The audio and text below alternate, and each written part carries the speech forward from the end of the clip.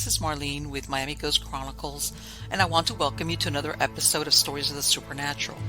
Wherever you find us, whether it's a video or podcast on your favorite platform, please like and subscribe to us so that you can get notification of when a new show is released. You can also find us on major social media platforms. If you go to miamighostchronicles.com, you can find links to the videos or MP3 files, which you can download and enjoy without commercial interruptions. If you're into classic horror, ghost, and adventure stories, I narrate Nightshade Diary, and you can find links at nightshadediary.com. If scary stories are your bag, and listening to encounters with cryptids, ghosts, dogman, and other weird creatures sends a shiver up your spine, then go to supernaturalstorytime.com for links to our weekly podcasts. Noteworthy news about the paranormal world, true crime, conspiracy stories, and anything that is just plain weird can be found at eerie.news or visit the Stranger Than Fiction Stories tab at miamighostchronicles.com. Please subscribe to my newsletter on Substack. Just go to mppellicer.com for a link. I want to thank you for being part of my audience, and I think you are all wonderful. Hi, how's everybody doing? Good, I hope. Everything is good here. I know some people have, following up on my last show, have asked me, so do you know what sex your pigeon is? Not yet. I sent another sample because I got, for those of you, I'm getting into the racing pigeon thing. And I had a pigeon that was sold to me as a male. And I'm sorry, it was sold to me as a female. Okay. And I don't think it's that because it attacked my other male pigeon. And it's like, what? So I sent it off for DNA testing with its feathers, and the first sample didn't take, and now I sent it back, and everybody's asking me, what are you going to do? Have you gotten back? No, I haven't gotten the results yet. I'm waiting. I know they received the second set of, because I don't do it with blood. You could do it like a blood, or you could do the feather. And I did it with feather. This time I sent like 3 different feathers. So let's see, because yeah, that's important. But yeah, that's what's happening.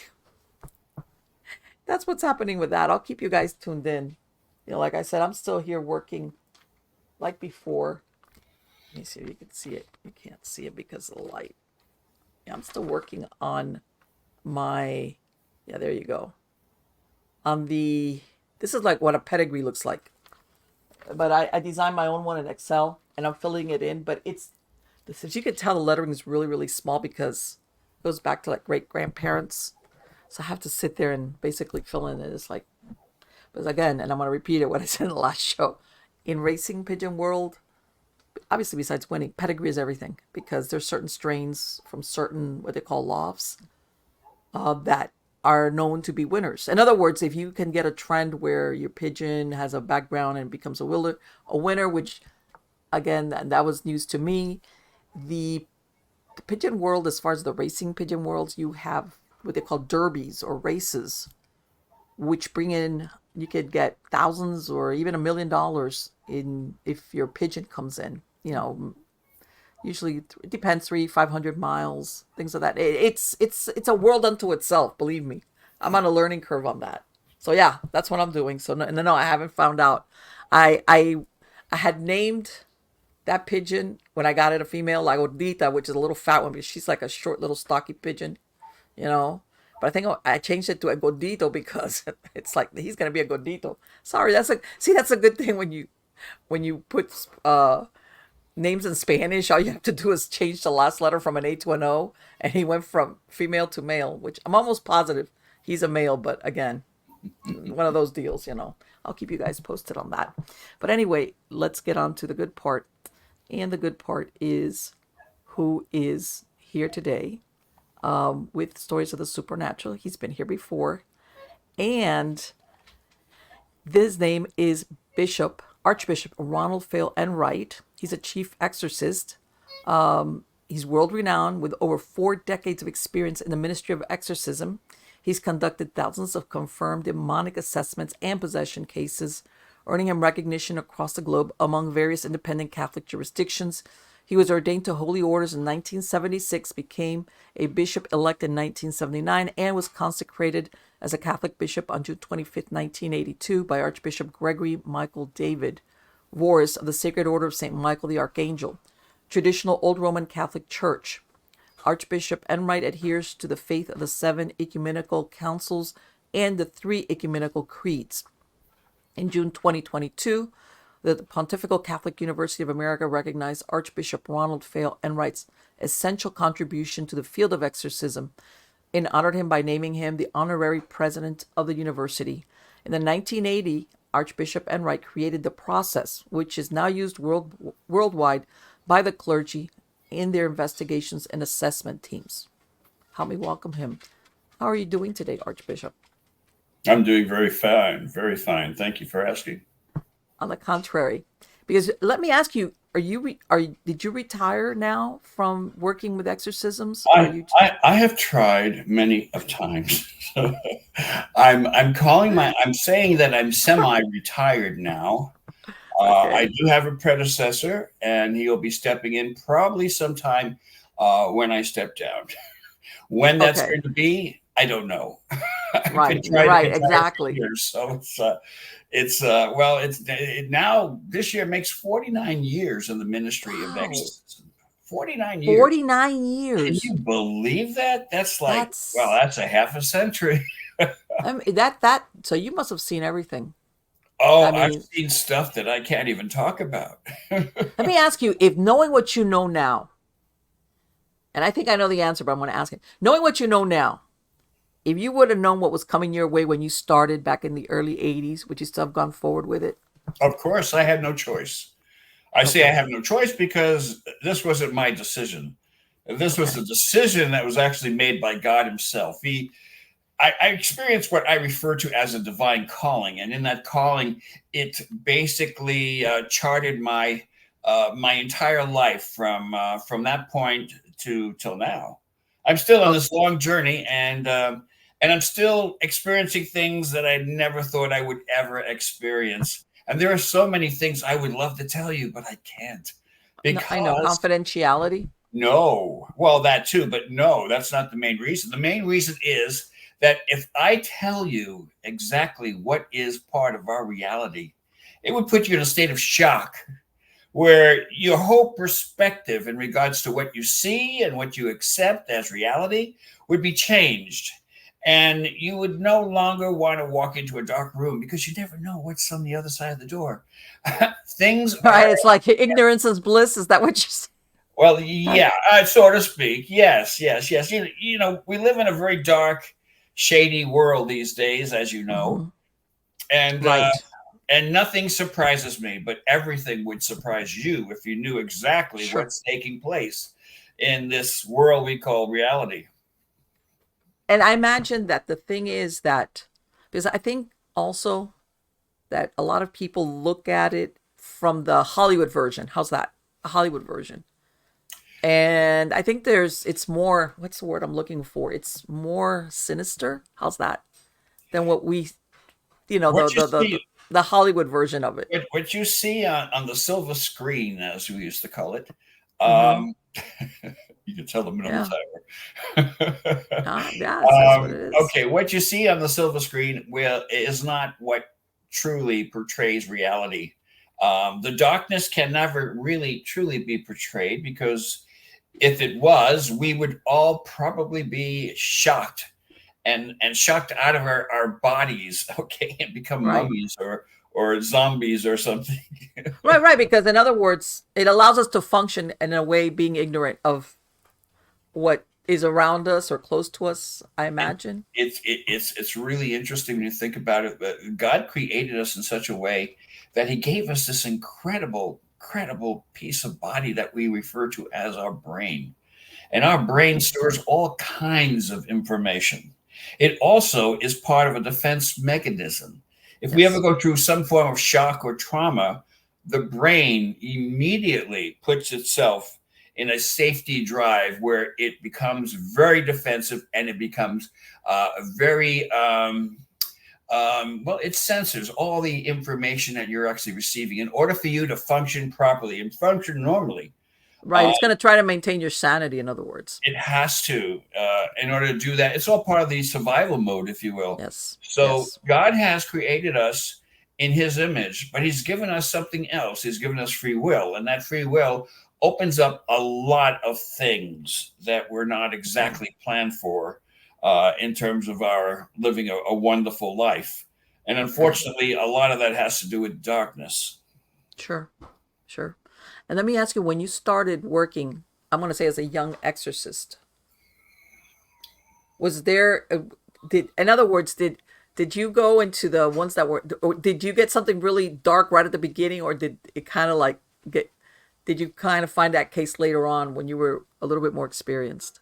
When I was a young boy, 11 or so, I experienced my first supernatural experience, and that basically put me on the path of all of these unexpected things that I was going to learn and hopefully master in regards to it popping out and surprising me, shocking me, if you will. Okay. So but to answer your question, I was a very young I was in my early 20s, and my first exorcism ritual was I was operating as an assistant to the exorcist. The exorcist was my mentor, and he was really very powerful man. Powerful, not so much in terms of the of what you might expect physically, but powerful in regards to what he was and what he stood for and what his belief system was. And as a result, you can just sense and feel his presence when he walked into a room. I'm sure the darkness would also sense his presence, and they It's like, would. oh my God, him again.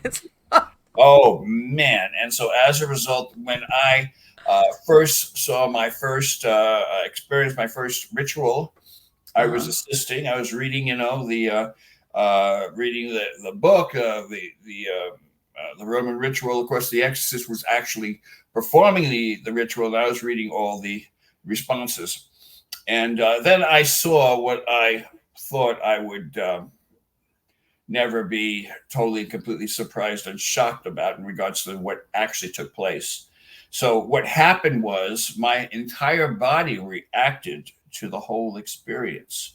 Now, when you see something for the very first time, you kind of like sit back and you have to kind of look at it and say, man, does this really happen? Or am I imagining these things?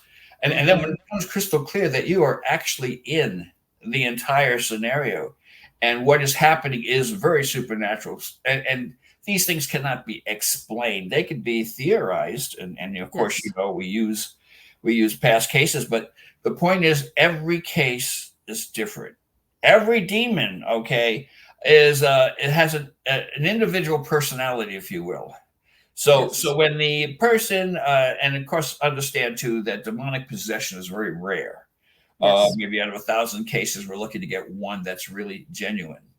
And then maybe another, 2 or 3 that might be a demonic oppression, or maybe even a demonic infestation, which is more common, which we could talk about. That's when the house would appear to be haunted, would take on a personality of itself. And of course, the house doesn't have the personality. It's the demonic behind it. And the demonic, when it takes over a place, a dwelling, whatever the structure is, it becomes part of it. And so it becomes very, very scary.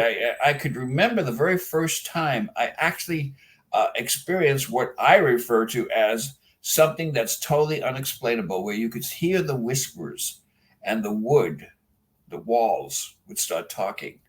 You could hear and feel the vibrations in the air. We live in a world full of vibrations, but your senses are heightened when you're in that situation. And when they are heightened, you're aware of everything.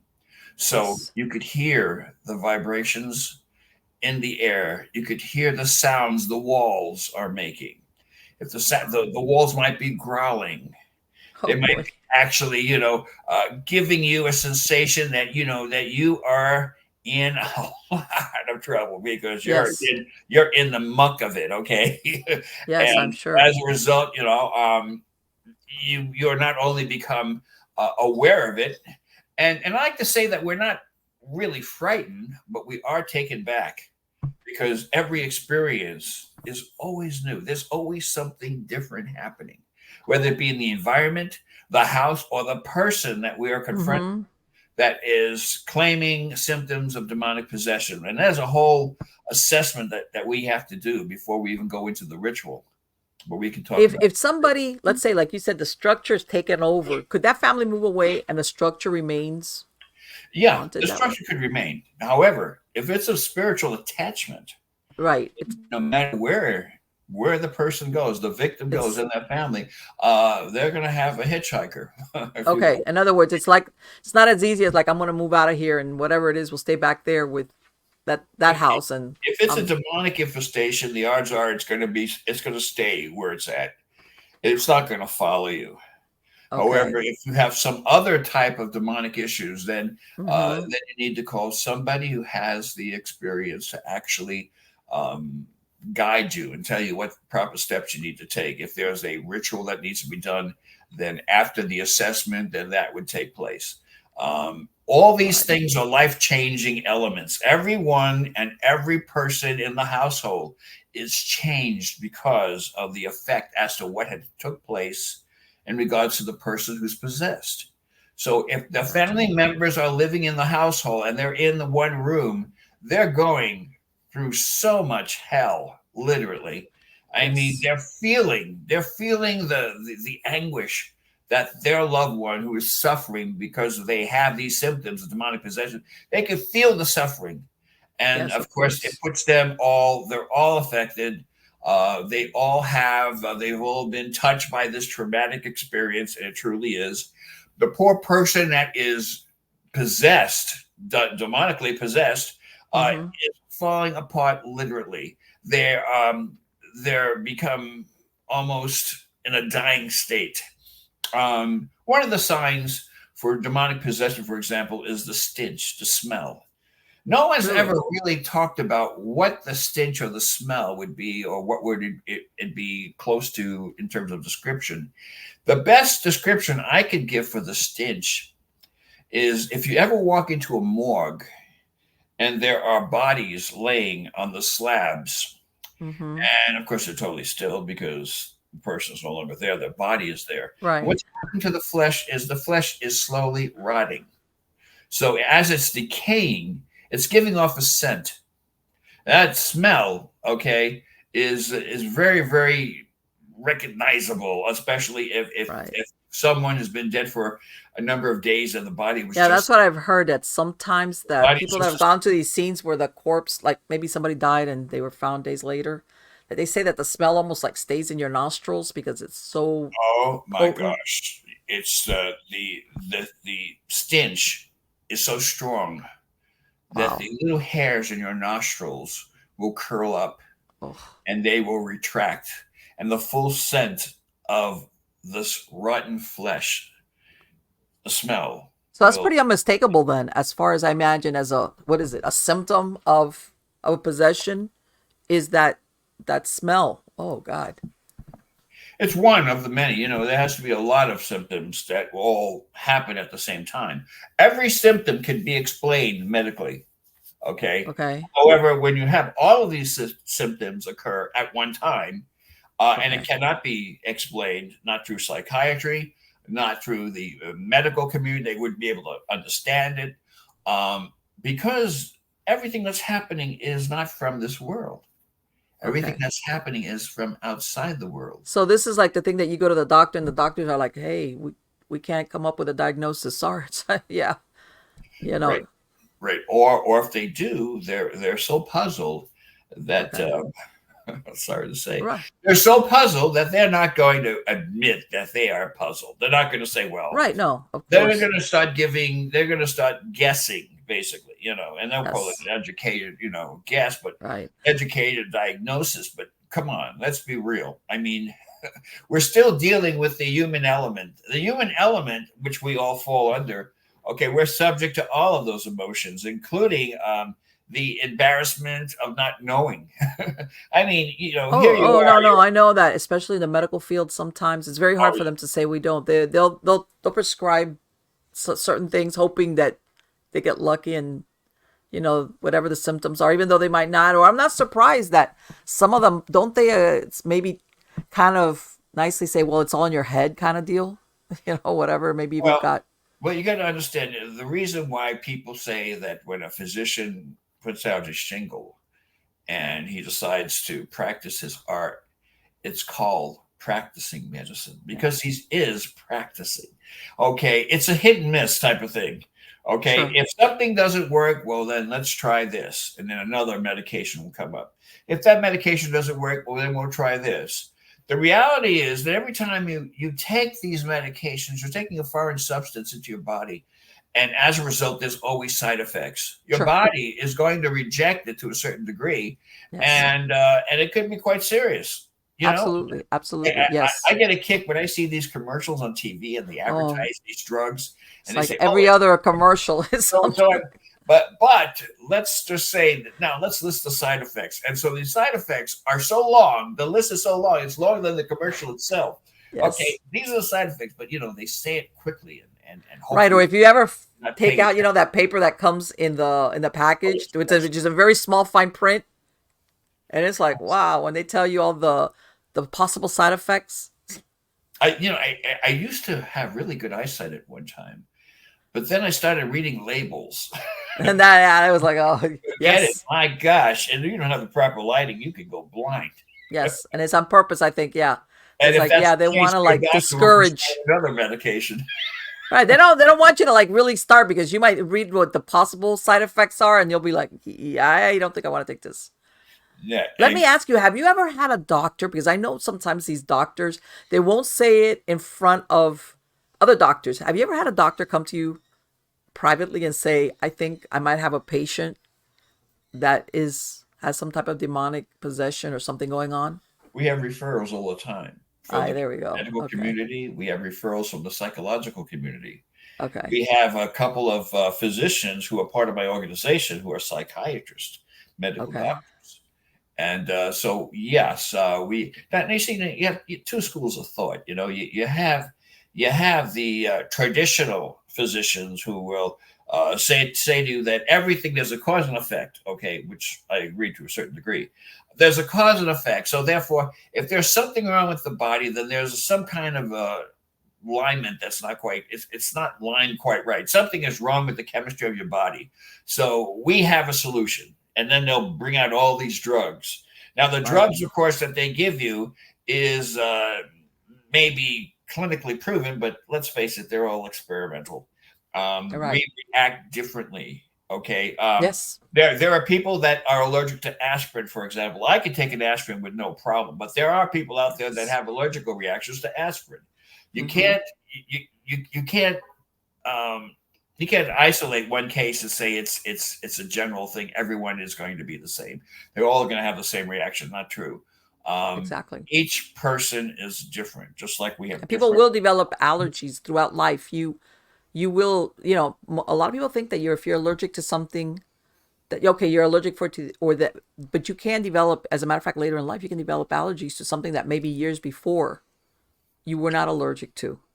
Yeah, In well, case with the point that you made about the aspirin, yes. the old hypothesis from way back when is that is if you have an ailment that is persisting, the odds are that someone in your family down your family line had the same type of symptoms, and perhaps it's mixed in your genes. Right, So sure. it's Genetically, yeah. inevitable. It's inevitable that you're going to be sick based on some of the maybe poor judgments of past family members, or Mm-hmm. maybe as a result, their chemical makeup is not quite Sure, right, sure. and so Yeah, you have a that's predisposition towards it. Absolutely. so. I mean, that's one way but yeah, no, these down allergies. I've never had allergies until I got old. No, when I was a child, I found out I was allergic to penicillin, and I would have like what they call hay fever, which is you sneeze, Hmm. but they can never really pinpoint. It's just, hey, you just have those days, and it's one of those things. But outside of that, I've never really had any weird, allergies. But I know that, and I don't know if recently here It seems more and more people are allergic to more and more things. Before it wasn't that common to have an allergic reaction. And now you see people traveling around with EpiPens and they're allergic to this and allergic to that. And it's like, oh, okay. Well, Whatever. ever since the free enterprise was basically introduced to our society, these companies manufacturing companies, chemical companies have become extremely rich. Oh yeah. People that have cancer, for example, that there are physicians that are still recommending, therapy like chemotherapy. Yes. And this is, this is just me talking. Okay, I'm not condemning anything. I'm just simply saying, Right. okay, chemotherapy is a poison, okay, and Yes. it's supposed to be help in terms of keeping your cancer and keeping it in check. Okay, I'm Mm-hmm. not a physician, so I'm not a researcher, at least not a medical researcher. So I really can't say what is good, what is bad, but I can say this. I can say that the almighty dollar is a Oh very yeah. important factor when it comes to big industries, especially the Sure. pharmaceutical industries. Yes. And if they could feed you a medication that would maybe put a band-aid to whatever your symptoms are, they'll continue to sell you that for Sure. the rest of your Yeah. life. Treatment versus cure. So I mean, it's like um, the biggest interesting thing that I have learned in my lifetime is that God has given us a way to deal with our pain and to deal with our suffering. Sure. And it's incredible. There are so many people that have actually became healed from a sickness that Yes. that the physicians had condemned and said, you have only so much time. And Yes. yet through faith, uh, This kind of they defy the prognosis, like you just said, that a doctor tells you, hey, sorry, but you've got, get your affairs in order kind of deal, because you're gonna, maybe you'll last a year if you're lucky. And there's yeah, people that it's they approach it from a different, in other words, they don't buy into it. They don't buy into yeah, that I what would they're say that told. I have always said this to many of my people that we all have an expiration date. Sure. Okay, my milk has an expiration date. If I leave it on the counter for a couple of weeks, I don't think I want to drink it Sure. because something is going to happen. It's going to turn into something that's going to be not very appetizing. The same thing with food. You leave it on the counter for a couple of weeks, Yes. I wouldn't go back to it. I got to share a story with you. A few months ago, I went to see my physician, and before Okay. I had a little extra time, so I decided to drive into a Mexican restaurant and a drive-through and pick up a burrito. It was a beef Okay. burrito. So I was going to eat it, but then I realized that my appointment to see my physician was like only 5 minutes away, and I'm not going to eat this burrito in 5 minutes. So I left it in my car, and it was Okay. hot.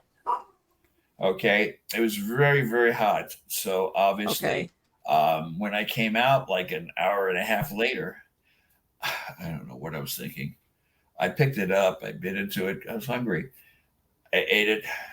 It had a little bit of a weird taste to it, but anyway, my hunger, it outweighed Yeah. my logic and my intellect. I ate the stupid burrito, and would you believe, within less than 12 hours, I came down with a case of food poisoning. There I you was go. sick for 2 weeks, Yes. vomiting, Yes. diarrhea, all the train monster food poisoning, and it was because of that stupid burrito. But you know what? You never know that maybe even that it was on the edge even before when you got it. You know what I'm saying? It's As possible. far as, and now I'll tell you, I have a farmer's market close to where I live, and they don't say it's organic, but it's fresh. And I buy vegetables. I bought vegetables from the supermarket and there. When I buy from the farmer's market, I have to use that vegetable within a couple of days because if not, it will go bad. If I buy the vegetables from the supermarket, I could use it for a week later and they're still good.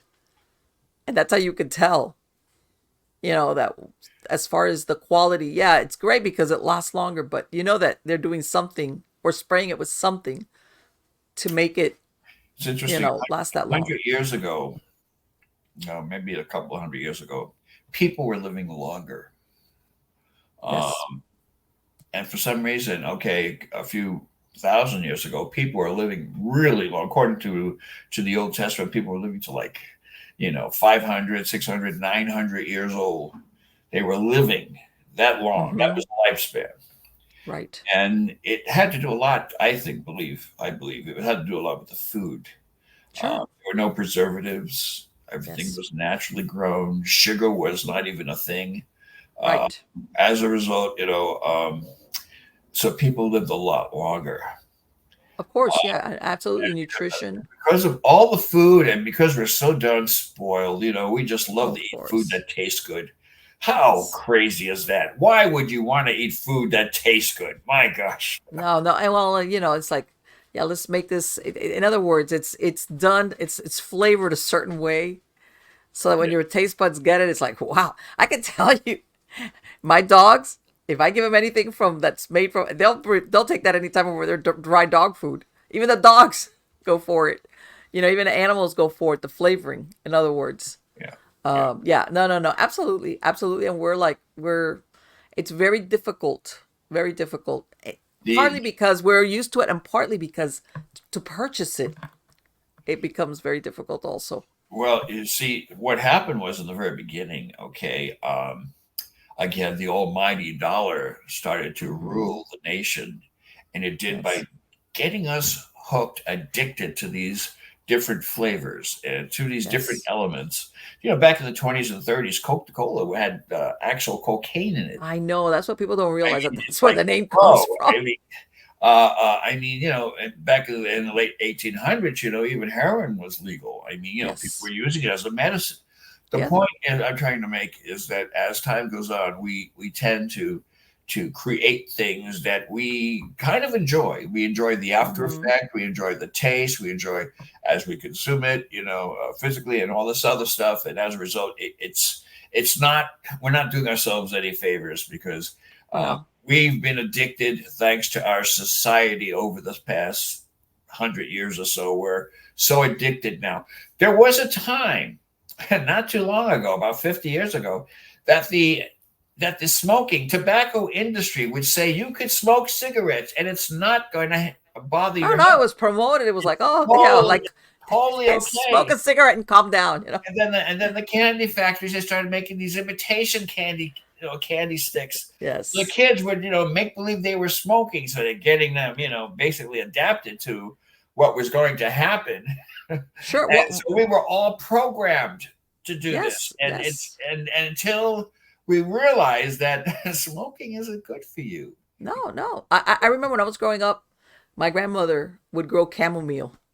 Mm, And if anybody was upset or something, she would go outside, she would grab a handful of chamomile, and she would make tea and she would give it to you, which basically it makes you sleep and it calms you down. But sure. this was her answer. Oh, you feel upset? Sit down. She would go make chamomile tea. But it was fresh. She had a little herb garden outside in the yard with fresh chamomile. And it was great because basically that's exactly what it did. If you're upset, it'd make you, oh, okay, that was it. But yeah, we've gotten away from that, unfortunately. As far as and then surprising. But getting back to the original point of what happens as far as medically, and then when we go looking for solutions to medical problems, it's like, yeah, well, it's based on this and this and that, and many times, I hate to say it, it's a question of, it's easier to take the pill versus saying I have to restructure my entire lifestyle as far as maybe what I'm eating or my lifestyle, what I'm doing. So it's easier to take a pill Sure. than to say, hey, I can't eat this, I can't eat that, I gotta do this, I gotta do that. People, myself included, you get like, oh, you mean I gotta like what? Give up sugar? Oh my god, that We're kind all of like, spoiled. I'm spoiled rotten. I drink coffee every morning and I have to yeah, have 2 tablespoons of sugar in my coffee. right. Everybody's like, Why? yeah, I don't know. I'm just, you know what? yeah, That's my only vice. I don't drink or smoke, yes, no, I know, which me is a too. good thing. But there But yeah, was, I will have my coffee in the morning. Yes, oh yeah, absolutely, but absolutely. there No, I was a totally time. agree with it. I Yes. totally agree that we're creatures of habit, but then of course, then I have my little dogs that everybody needs to. But Oh, let me ask you, when you were talking this thing about, when you were describing that you had gone out and you started, I guess, assisting with exorcisms or anything. So obviously you have all these years of art, and I don't want to say it because everybody thinks of the good old days, but as far as the nature of the cases that you've come across, is it worse now than it was then, or is it? Um, It's interesting. They're about the same, I would say. Okay. The demonic behavior never changes.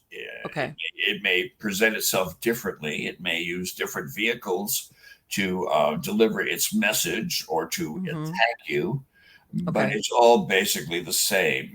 The same question comes up often as to what my opinion is in regards to, are there more cases now than, let's say, Yes. 100 years ago, 1,000 years ago?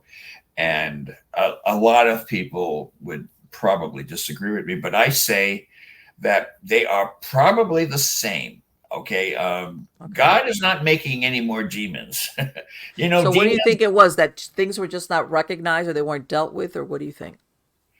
Um, no, no. What's happening is they're all being dealt with, and even when they're not being dealt with, even if they're being neglected, that's still being Mm-hmm. dealt with it to a certain degree. Again, Okay. depending on your perception. But cases from, let's say, 1,000, 2,000 years ago are identical. Okay. As far Exact as what, the amount of symptoms and everything? cases then that they are now. The only Okay. difference is that we live in a space age, if you will. We have the Okay. internet. We have Yes. all of these devices that will help us to see what's going on around the world. So now, for the very first time, we could see what's happening in Africa. Yes. We could see I what's agree. happening in Poland. We could see what's happening in the UK. Across Okay. the planet, we could actually see what's going on. And Okay. so that's where the numbers started coming in. Oh, well, the numbers must be going up. No, the numbers aren't going up. They've been there Our all along. reporting system is so advanced that we can see what's going on. Okay. And that So makes sense. Yes, yeah, absolutely. and I started to talk about demons. Demons were angels that have fell from heaven. Okay, there are no more angels that Okay. are falling from heaven. All the Okay. ones that have fell, Are and the here. scripture says that they're 1/3 of the angels. When Lucifer was thrown out of heaven, 1/3 of the angels were also thrust out. Followed Lucifer. Those fallen angels became demons. So there are no more new demons. Demons don't have baby demons. Demons don't go out Mm-hmm. and of course, then you have the Nephilim, where, Right. way back when and these fallen angels mated with women, human women, and so on. And but that's another time. Let me And ask you, do demons ever, I don't know, do demons ever go back to heaven, or when they're cast out or exorcised, they just go back to hell? no, demons, they made their choice, okay, Okay. and as a result, they decided to follow Satan, and by doing so, they their allegiance is with Satan. Satan is the prince of this world. Satan is the ruler of this world, according to the Okay. scriptures. Okay. So their rulingship is right here, right now. And their whole job is to insult God by trying to destroy God's creation, which we are. We are God's creation. Yes. So they will do whatever they can uh, to decrypt our mind, Yes. corrupt our mind to such a degree where we no longer want to worship God, or we no longer want or have any interest in Jesus Christ, who's we Yes. believe our Lord and Savior. And Right. so, as a result, their whole job is to make sure that there's a disruption in our belief Mm-hmm. system. This is where demonic oppression comes in, Yes. where they control your thoughts. And Okay. once this happens, okay, then bad behavior becomes manifested. And the person who is experiencing this demonic oppression has no idea that a foreign substance, which is the demonic, has entered their whole thought process. So Okay. the person believes that their bad behavior is something that was going to happen anyway. So they don't question it. They think it's all part of the normal development. And so that's what takes place. Okay. It's very dangerous. Well, all of us are subject to demonic oppression. All of us will be tempted at one point or another, or will be attacked by a dark force. There's no Okay. doubt about that. Reason being is whether you believe it or not, it doesn't make a difference. The demons believe in you. They believe that Sure. you're the target, and they are going to go for you, whether you believe it or not. And it's very true. Have you ever come across a case where, let's say, somebody's being oppressed, or an infestation, something along those lines, and then I imagine when I guess everybody's trying to figure out how did this happen, that basically the truth comes out that even maybe their family members don't know that maybe at one time they were dabbling in the occult, or they were doing something. In other words, it's like, because I imagine, don't you try to figure out why this is happening to this person?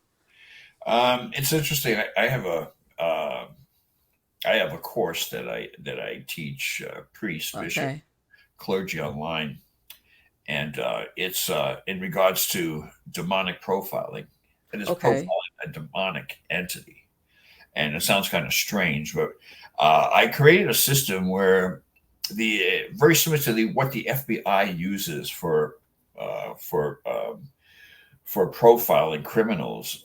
I've used the Okay. same method for the demonic entities based on the behavior of the victim, Okay. because it's my belief that the manifestation of the dark personality will surface through the victim, Okay. and they Yes. become demonically possessed. And so, based on that, we could pretty much tell what's going on. I put so much emphasis on assessments.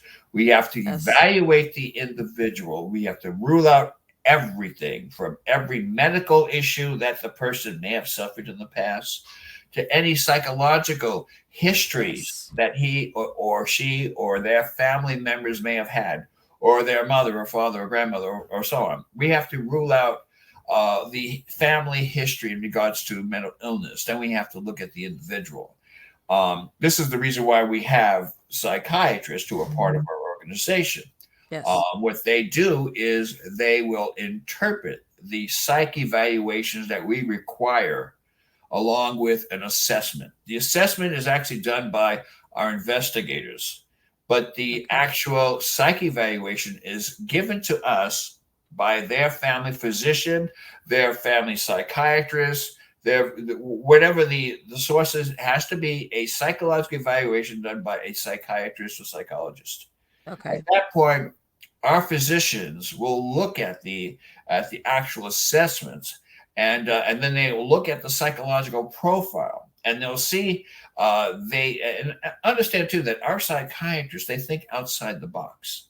You know, Right. Right. there are a lot of people that are very very hardcore, and they believe that a science is science, and there's no such thing as demons, and there's no such thing as the spirit. Right. Because I was gonna ask It's you, God, and don't it you goes don't you find some like you said, if you're going to let's say the family physician or psychiatrist selected by the family, don't might they not like bulk at the possibility that this person doesn't have really a medical problem but might be a not demonic problem? not really, and most physicians will not be looking for demonic problems because they just don't So believe they. basically they're just clearing them as far as What medical they're doing problems. is right. They're Okay. seeing if they have a recognizable psychosis, Okay. and if so, then the trademarks are visible, and therefore the report will be very revealing.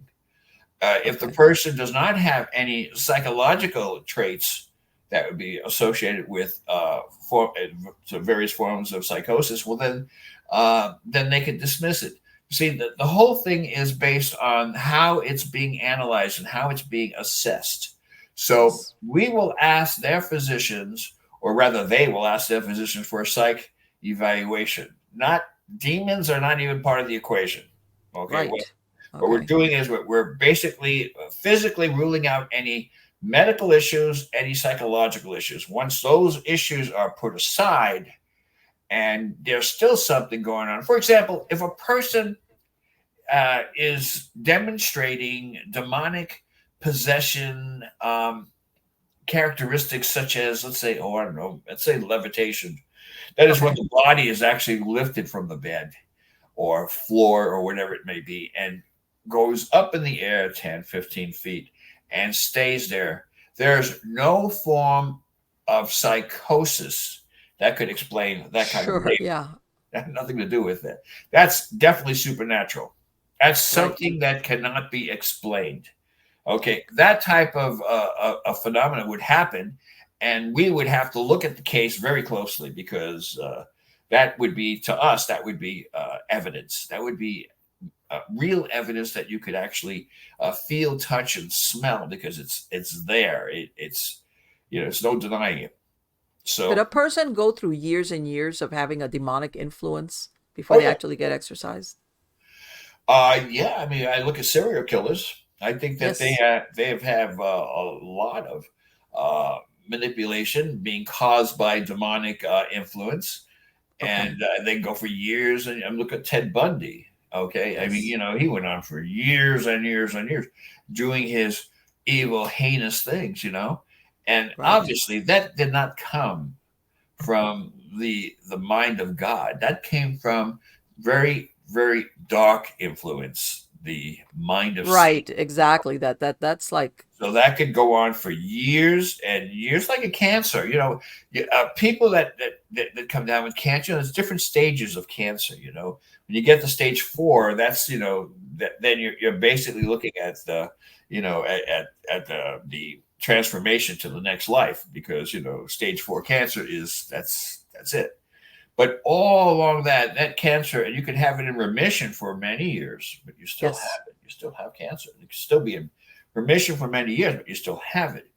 A person that has been affected, whether it be through some type of demonic infestation, um, maybe experimenting with opening portals, Mm-hmm. playing with Ouija boards, Yes.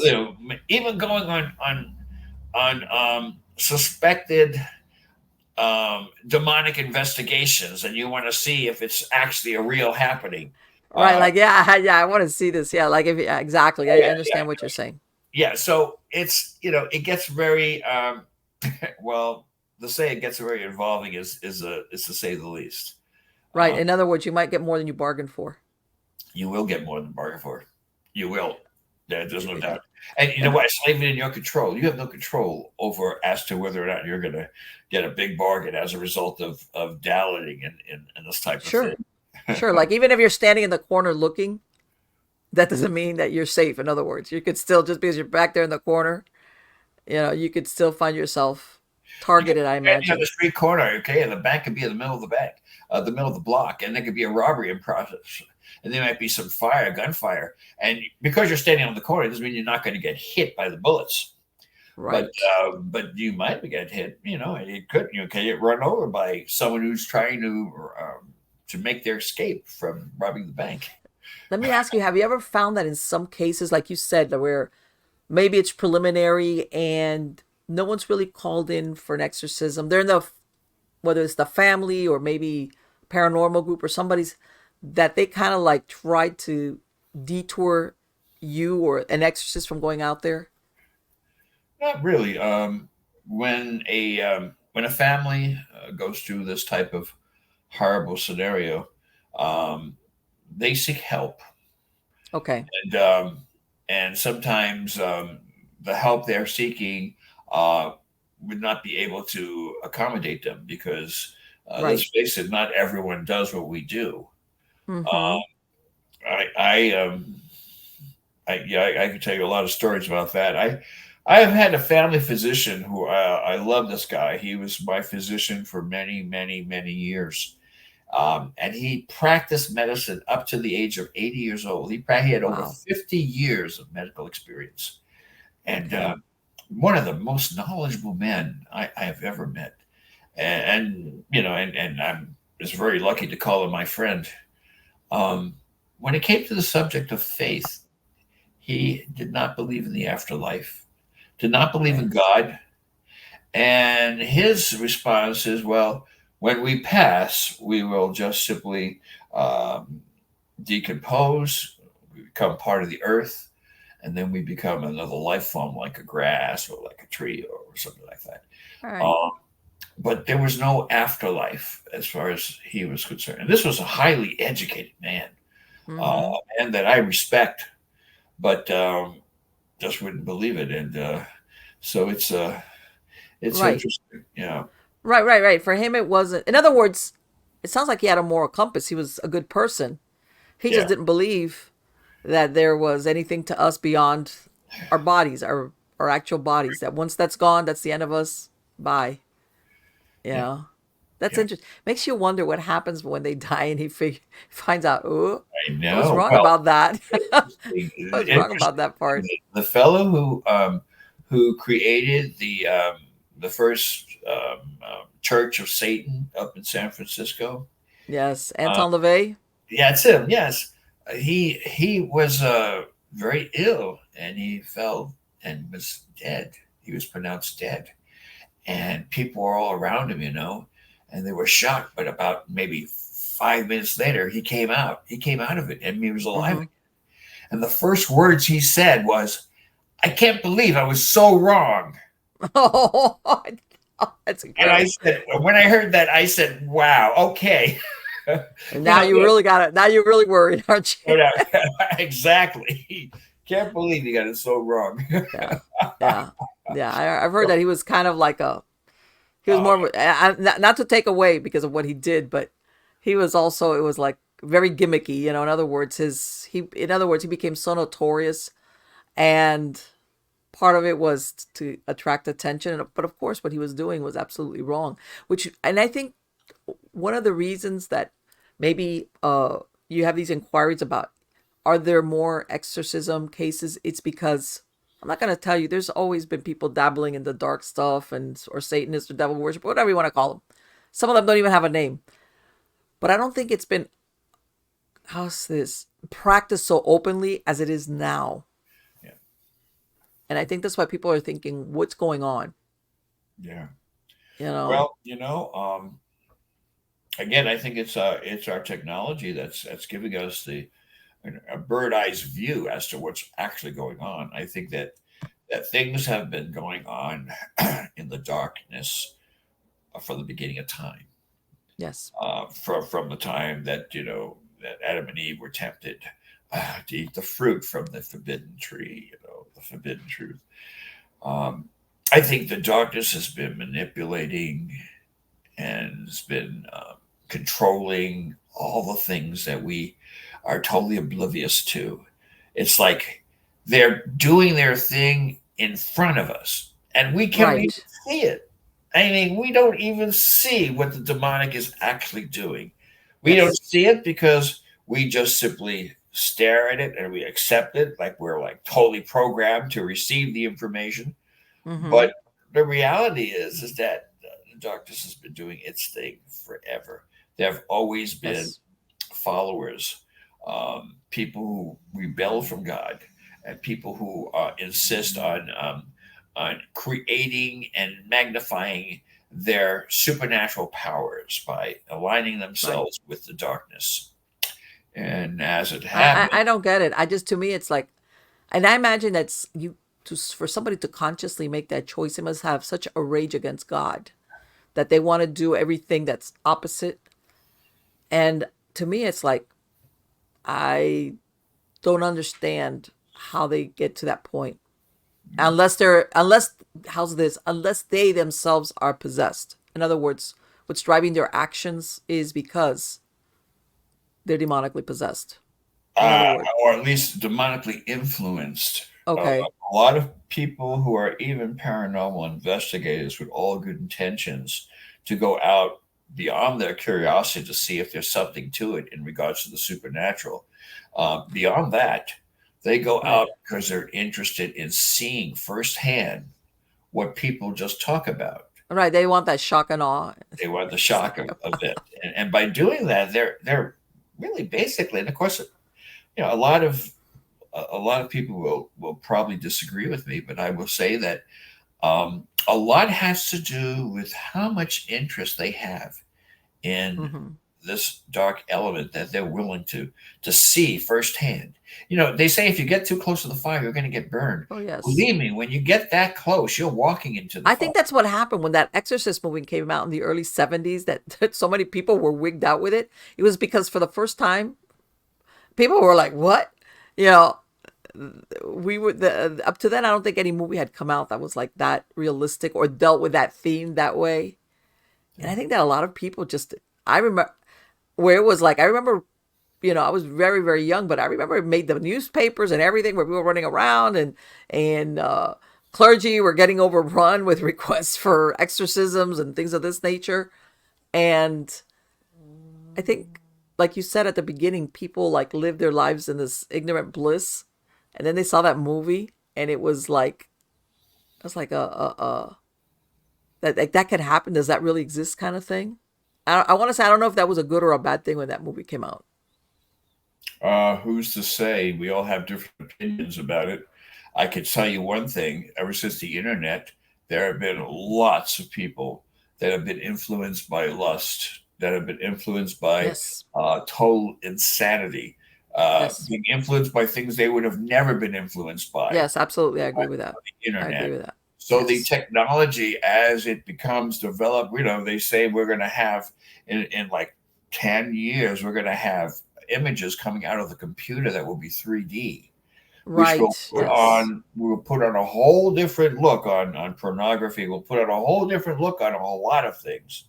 And Right. in fact, even today, they have a device. It's an app that you can get on, and the app is actually an AI personality that will actually Yes. talk to you and Yes. actually create a relationship with you, where you're Yes. having a relationship with this bot. You're Yeah. Yes. having a Absolutely. relationship with this And thing. I'm thinking to myself, how you got to be like really, and people, and you know what, and a lot of times they do the thing. There's I don't know if you remember the original movie Blade Runner, which came out in like the 1980s, was a dystopian future. And of course, the Yeah, whole I never seen premise it. of the movie Yeah. is that he's human and he falls in love with what is really a robot that was made very looks like a human. Hmm. And then they made a follow up like a couple of years ago called Blade Runner 2049, and in it, the robot is like you said, an AI, an image that would like basically like it wasn't real, would just populate when he came in the door, and I had kind of a relationship with him. But at the end of the day, it wasn't a real person. Yeah. And in other words, this became the significant other of this human. And I'm thinking, hello. I mean, I think that's where we lose our ways, when we lose contact with other human beings. And Yeah. unfortunately, like what you were saying, the internet, whether it's the internet or now with AI, it kind of drives that behavior to isolate us because uh I don't know, it's how's this, the AI can be more complacent or more like make shields us from life, because I think sometimes, let's say, when it comes to relationships, people don't want to deal with rejection. How's that? Like you ask somebody out, like a girl out, hey, she might say no, I don't want to deal with that, so I'll just go look up the AI who is always going to say, yeah, sure, how was your day, kind of deal. The And that AI was becomes it's a more personal type of scenario where you could focus your entire focus on yes. this one thing and everything else. It's like being addicted to drugs. Yes. Being addicted to drugs is a very selfish act on the addict's part. Mm-hmm. Because all the addict wants to do is to experience that high. Sure. And everyone else, their family, their wives, their husbands, their children, their friends, they cut them all off.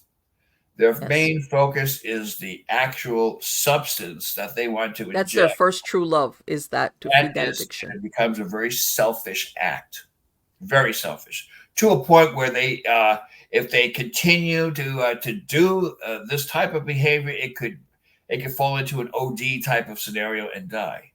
And then Sure. all relatives and friends will mourn them and they will miss them. But this is something that a selfish person would do. Drug addiction as well as alcohol. It all Yeah, falls. right, right. It's a path of self-destruction. And unfortunately, as a ripple effect, like you said, for the people around that person, whether it's their spouse, their children, their parents, and sometimes they feel helpless because unfortunately, to feed their addiction, you hear that they'll steal from loved ones. Sure. Well, they do a lot of things that it's just, and they love, but still, ultimately, their first choice is to feed that addiction. Archbishop, have Most, you ever come across anybody that you have exorcised and years later they fall under demonic influence or something again? sure, sure. Really? Yes, that's your typical classic repossession. Seriously. I didn't even know there was such a thing as a repossession. In fact, there was even in the scriptures in the New Testament, it talks about an individual who was possessed, had this demon in him, and Uh-huh. the follower of Christ came and performed a deliverance or an exorcism. The demon took off. The demon, you can't kill a demon because the demon is Right. alive to begin with. So the demon comes out of the body and goes into the desert and travels there for many, many days. And Okay. then, as it says to itself, maybe I should go back to where Okay. I was. And now I'm going to take at least 7 of my friends with me. Oh. And we're going to occupy my old place, my old residence.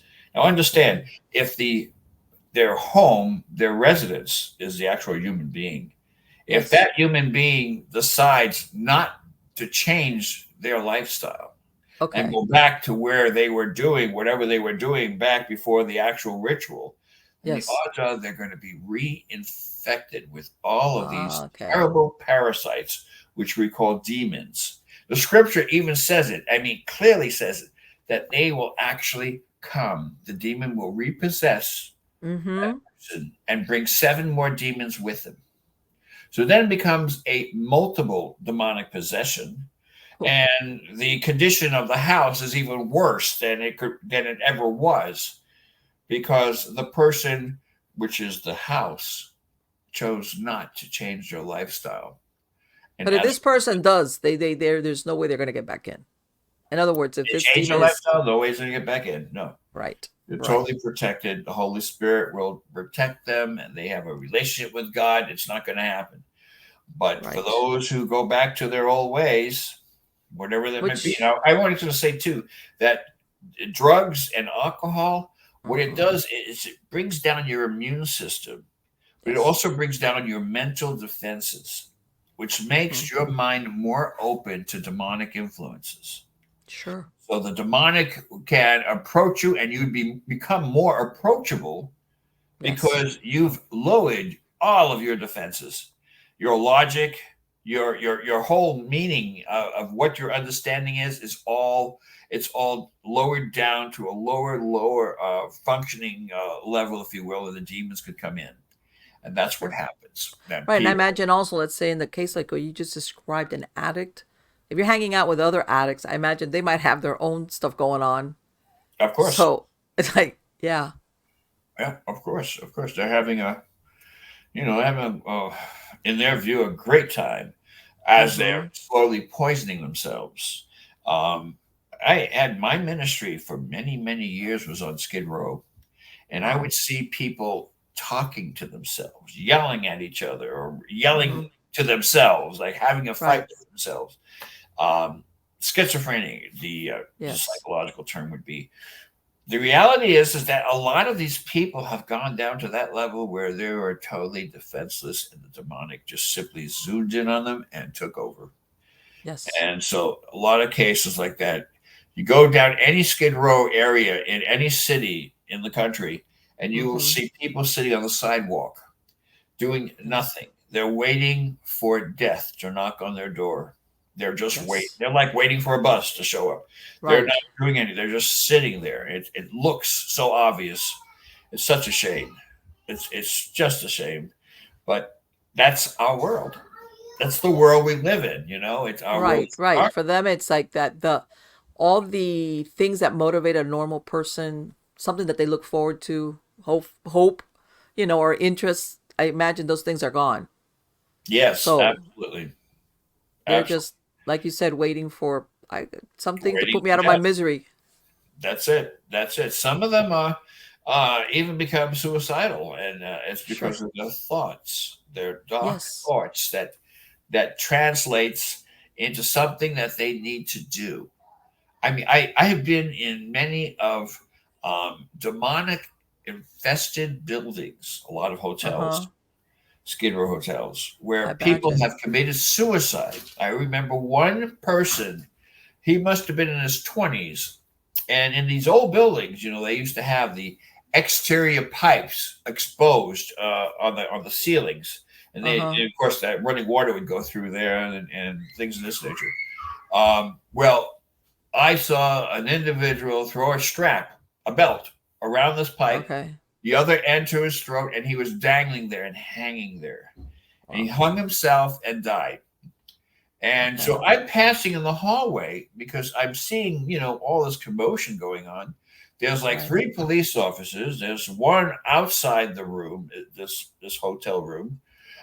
Two of them are in the room just talking, and the door's wide open. You can see the guy's body just swinging back and forth slowly. He's been dead for who knows how long, how many Okay. hours. You can start smelling the stench already. We're Okay. coming out, and there was no dignity there, and I felt very bad about that because the guy died with no dignity, and the reason being is is that there was no there was no room to be concerned. Even the people that were around them, the police officers, that as they were waiting for the coroner It to was like, arrive, yeah, it's like this is commonplace. This is like, it's okay. so it's like there's nothing to it. There's no dignity at all because there's no Right. sense for it. There's no sense for this type of thing to take place. So Right. it's So what are you gonna do? very sad. It's And it's a very sad thing. is there such a thing as a a child becoming possessed? Oh, of course. Oh, yeah, sure. Sure, sure. Children can become possessed. They at a very young age, too. Of course, the movie The Exorcist, that's based on a child, a boy, Right, right. Yeah, and he on a was young young, boy, I remember that it was and that was a possession. But but there have been children younger than that yes. that have and more because of a generational spell, maybe a generational Ah, curse. People who especially in the 30s and 40s, when spirituality became a real big thing. The yes. spiritualists would come Uh-huh. together. They would do their seances, open portals. They would allow things from the other side to come in. 90% of the time, it was all dark, very dark, Yes. and then of course these people that were around the table, okay, they grew, got older, married, had children. Those children were also affected by their parents and by all the things that they have done in the past, so then Okay. they become a bigger target. And So in other words, this and I was going to ask you about that you hear about I don't know if you want to call it a curse, generational curses or demons that are attached to a certain family line.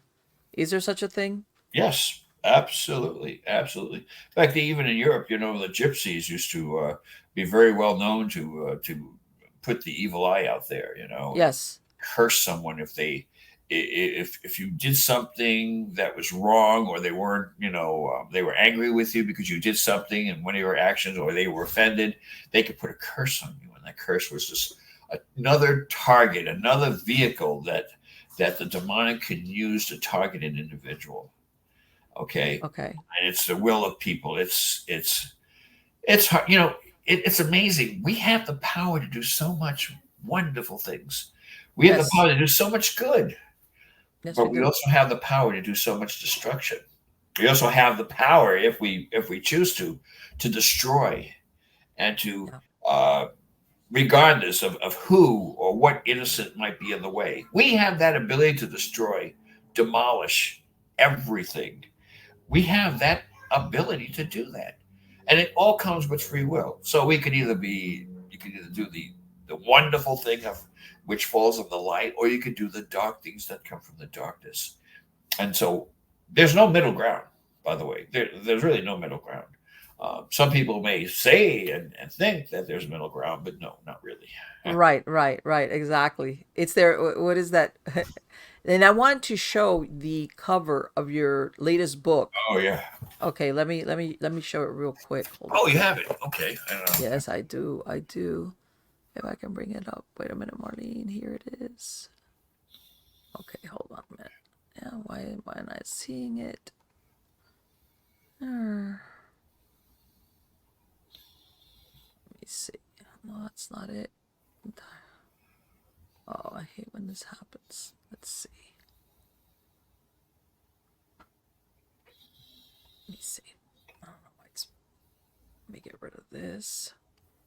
Okay, I'm going to open this up again. Let me see if I can. There we go. There we go. All right. Oh, yeah. And this is your latest book, Diabolical Nightmares. When was it that you released this book? It had to be about maybe 3 months ago. Okay, 3 months ago. Maybe about 2 or 3 months ago. Okay. And these are what stories of the cases that you've come across? These are a series of stories, short stories. Mm-hmm. Talk about incredibly interesting things that you probably never heard of. But again, maybe you have, to at least to a certain degree. Okay. Things like possessed dolls, where the Okay. demonic has actually allowed its influence to go into a doll. Okay. Okay. A series of a chain of events that take place from that point, where the doll becomes more than just a piece of plastic, an image of a person, but comes alive. Let me could how's this? Could you have somebody, a dark practitioner? Like can they put a demon into an inanimate object like a doll? They can't do it themselves, but they could Okay. ask the demonic, the dark, Okay. to Okay. do it, and perhaps maybe with some elements, some Okay. dark elements they could put into the doll, I and see. I could tell you what the dark elements are, but I don't think that would be necessary. I will Right. tell you that they are obscene things that can be placed into some, whether it be a doll or Mm-hmm. a cedar chest or a Okay. coffee pot or your stove, your car, whatever it is. You put these elements and you put them together and you release something that's very dark, Okay. and things could happen. You've heard of automobiles actually being taken, controlled supernaturally, things Yes. happening. Yes. Malfunctions will actually happen when the person's driving. Um, Yes, I've heard of that. many things like that. Things that you would never even think of. Um, Right. I I like to um, I try to put the my ideas in such a way where people can understand and not be too frightened, but understand that if you are going to be frightened, it's going to be for a good reason because you're Right. hearing something for the first time. These are things that are not exactly talked about, and for Okay. good reason. Okay, there's only a few of us that actually do this. I'm That is sure. right about these things as well. Only a few of us. And the I can reason, imagine. Don't you sometimes run into maybe some potential exorcists that say, "No, I'll pass. Not interested." I'm basically kind of scared of that. you mean like a clergyman who wants to do, Yeah, yeah, yeah. That's like I wanna. They're happy doing that where it's the working with others, but when it comes to something like exorcism or the supernatural, they're like, sure, no, sure. no, that's not my thing. I went to a gathering about a month ago, and there was a Lutheran minister there, Uh huh. and he decided to approach me, and he had many questions, and Okay. he made it very clear he would want nothing to do with the Ministry of Exorcism. Right. Right. I mean, Exactly. who would in their right mind would want to do anything unless they're a charlatan, unless there's some Right. kind of con man that may think they could make money doing this. And believe me, Right. there are many people like that out Oh, there in I'm the sure. world. Yeah. That's why when I say that we could do a ritual, but we're not going to do one unless we have a full assessment. That is, we Exactly. examine the person. We question not only the person, but we make sure that there are no other things that could mimic symptoms of demonic possession. Right. Then we ask for medical and psychological reports. All this can take anywhere from 3 to 6 months. We Sure. don't do an exorcism because somebody says they're possessed and they want it done like tomorrow. It doesn't work that way. Mm-hmm. What we Yes. have to do is we do our diligence to find out if we are truly dealing with a demonic situation. If we're not, well, then there are other solutions that we could recommend. Sure. But I imagine, exorcism is yes. not one of them. Exorcism is you're not only opening up the powers of God, but also you're addressing the areas, parts of the darkness in this world. You're addressing the demons, and it can be extremely dangerous. If you don't know what you're doing, and you just call yourself an exorcist, and you do a ritual, at least to the Mm-hmm. best of your ability, Right. and of course, you do it for all the wrong motives. It could be attention. It could be Oh, yeah. for Or just because you think you can. whatever it is. What could happen is the danger there could be that the person, the victim, will still have the same problem, but it Mm-hmm. might feed more into their psychosis, especially if they're not Right. possessed by a Sure. demon. But the guy's just going to do an exorcism because he's getting paid for it, or whatever And the case. yeah, and you just validated what their, like you said, what their Yeah. belief is, that they're possessed by a So demon or something. not Yeah. only are they enabling an individual, thinking that trying to convince the person, or the person is convinced that we must be, and maybe I truly do have a demon, and this Sure. will throw them further in their psychosis. These individuals can wind up as suicide cases. Yes. In a I lot believe of cases, that happens. If not, they could go into a mental health facility and never come out because of the state of mind that they're in. The psychosis can develop mostly to the maximum magnitude of whatever the scenario is, can take place and manifest in the individual, where the individual will have a psychological breakdown. Sure, And sure, because to them in their mind, it confirms, because whatever, maybe they have aberrant thoughts and they think, well, the only reason I'm thinking these things is because I'm possessed, or a demon's trying to get me. Maybe they have just an undiagnosed mental illness. Who knows? who But then, knows? of course, if they're exorcised, then it's like, I knew it. I knew I had a demon. So it basically confirms whatever's going on as far as their belief system, and your perception is your reality. And Right. sure, I could see where that could go. That could go really bad for somebody that they, in their mind, they're convinced that this is why they're seeing or hearing things, or whatever their experience is. So as What you far as just getting, said, what you just said, it was so right on target when you said your perception is your reality. yes, In fact, I'm going to write that down because that's exactly true. The yes, magnitude of that statement is so true.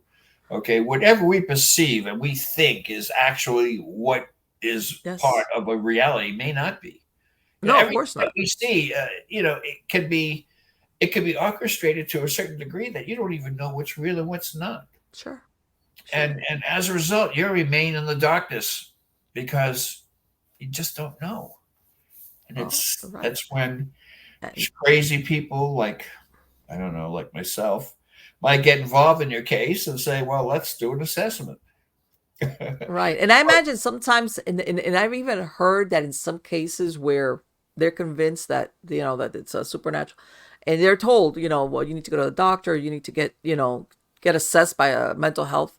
They kind of like, they are resistant because they don't want this. I'm talking here mental illness, not because they don't want to be disproved. It's Right. easier, in other words, to say, oh, I know it's demonic, or I don't want somebody to tell me, well, basically you're suffering from schizophrenia, for example. That's why you're hearing voices, one of those deals. And I imagine, I'm going to say that maybe you sometimes do have both things. You might have somebody who has mental illness who at Sure. the same time, I don't know, they might have some type of demonic oppression going on Sure. that maybe makes it worse than what the disease is by itself. But then, of course, it's one of those things. I mean, But I'm going to share something with you yes, that I wasn't really planning to share this with, but I'm going to share this with you yes. and whoever's listening. Okay. I've been doing this for almost a half a century, and I've been doing it behind the cameras. I have been doing it where no one can see or, Hmm. or have any retaliation as a result of what I'm doing. Okay. I've always been in the back. I never ever wanted to be in the front.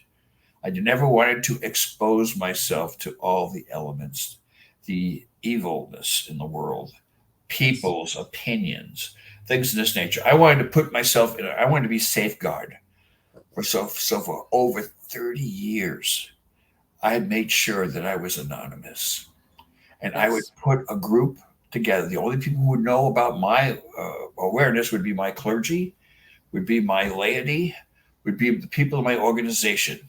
We would do this without any type of promotions. We would do this not for attention, but we would Mm-hmm. do this just to help the individual.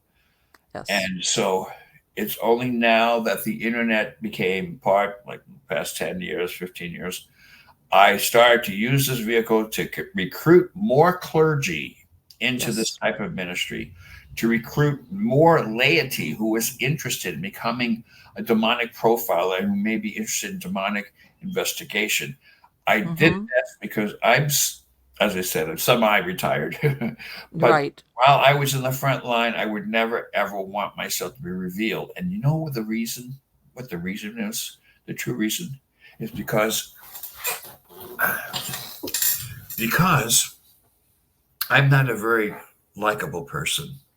People don't like me, especially when I have to tell them, I'm sorry, you have no symptoms that would portray demonic possession. I'm afraid that we're going to have to refer you, perhaps maybe to another form of service like mental health or maybe social services. Uh-huh.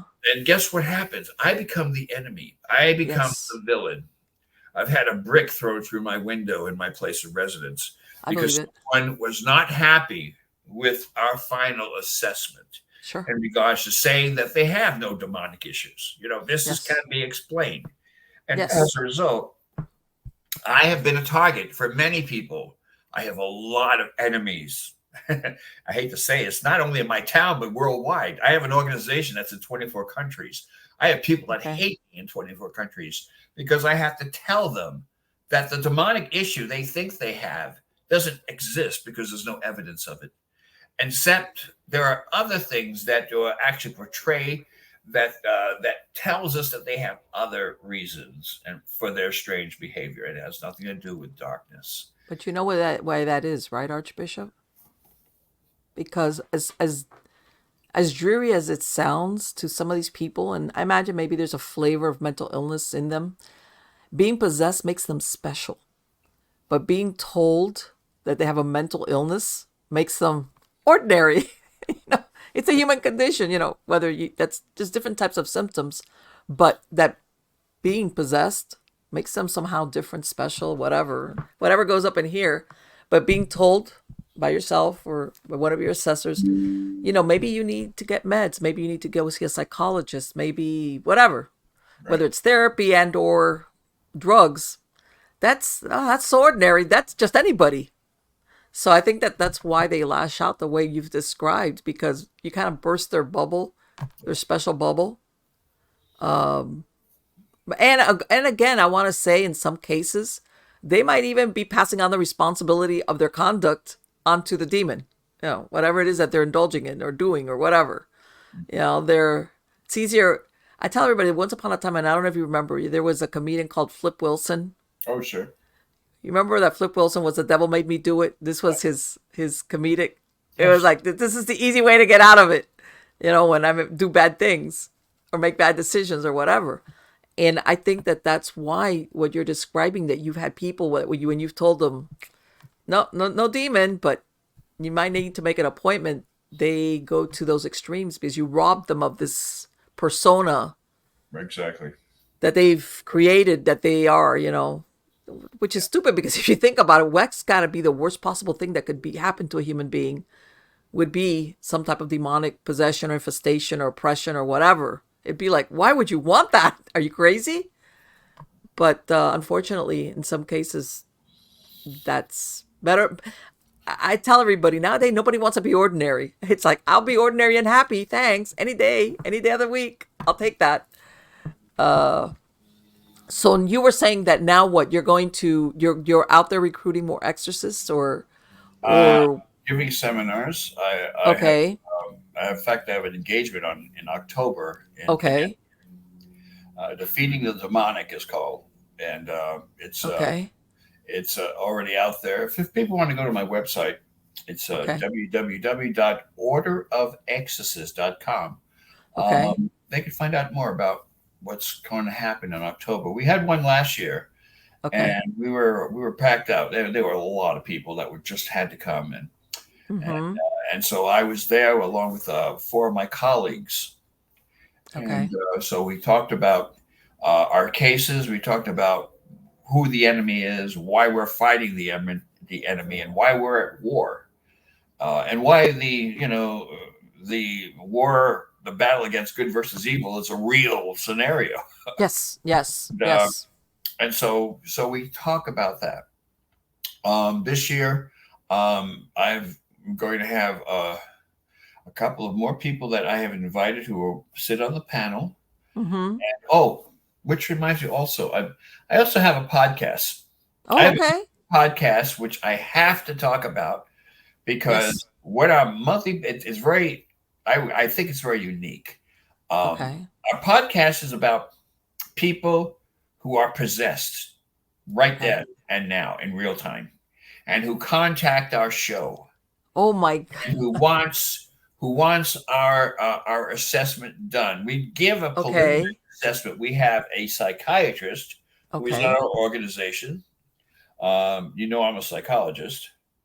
I I have didn't two know other that.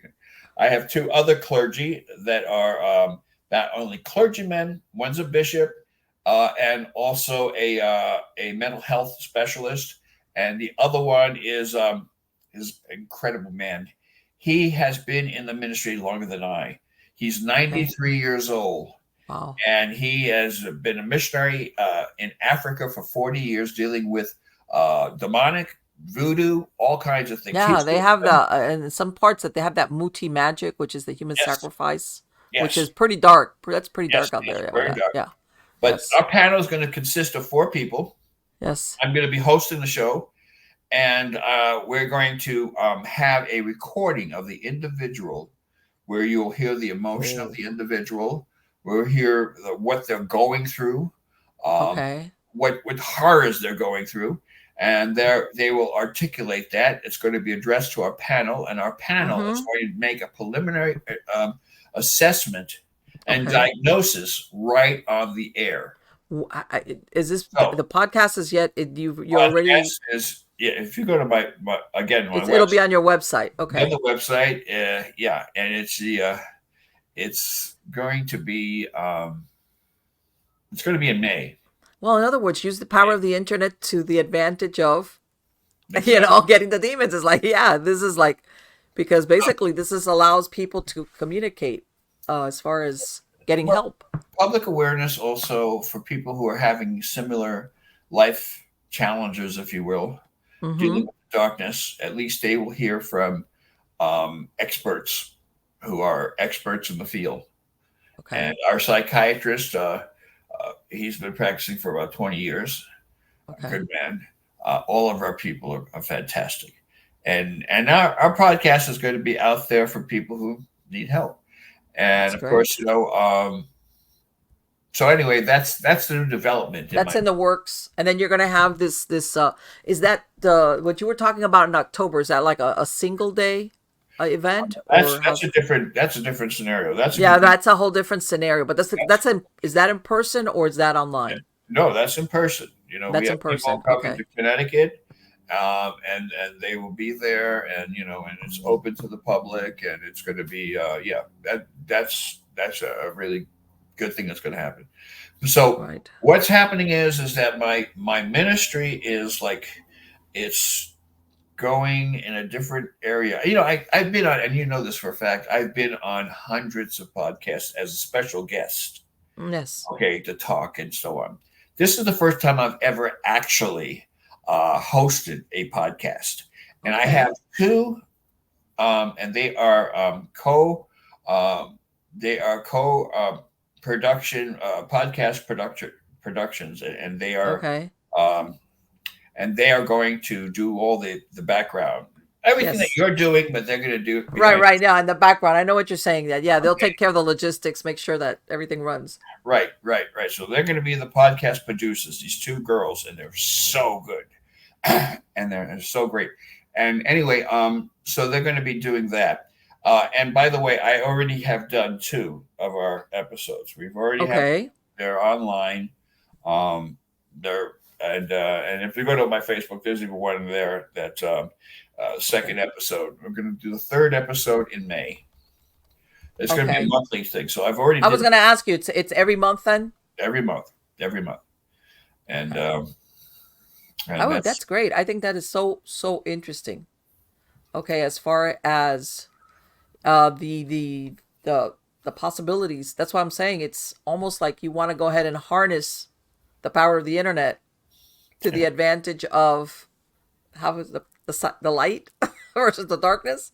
So this way, maybe people that are feeling isolated, because I imagine maybe people sometimes that are finding themselves in these situations, whether they're by themselves or they're with a family member, maybe they become isolated, thinking, "Am I going crazy, or am I going to get a look?" Or they know something's wrong, or right, maybe they've had that experience maybe for years, and maybe they come to the breaking point where they're thinking, "I can't go on with this," whatever it is, whatever the source is. yeah, yeah, And then sometimes I imagine it's just as well to have somebody tell them, "No, this is not demonic," like what you were saying, which is yeah. obviously the best outcome. I'm looking at the everything that I'm doing now, and I'm using the internet. I'm using it as my flashlight. I have this big Okay. giant flashlight. My flashlight is shining in all 4 corners of the world, and I'm Yes. shining my light as bright as I can to all the dark corners of the universe. Yes.